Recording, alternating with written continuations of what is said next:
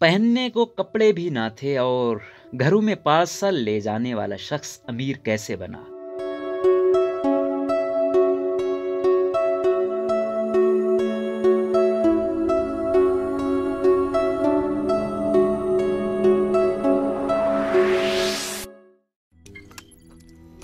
रोजनामा कुदरत की वीडियो देखने के लिए अभी YouTube चैनल पर सब्सक्राइब करें और बेल आइकन पर भी क्लिक करें।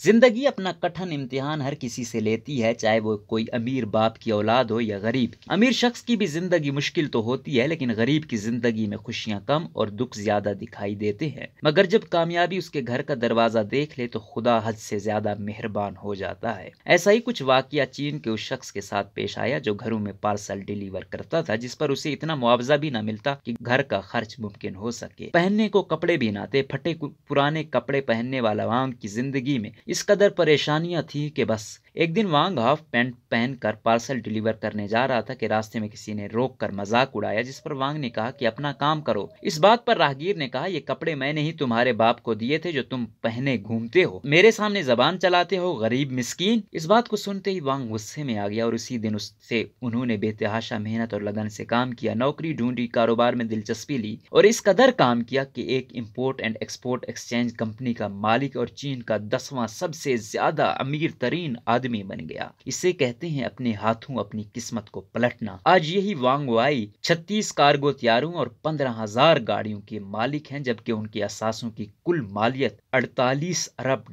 है।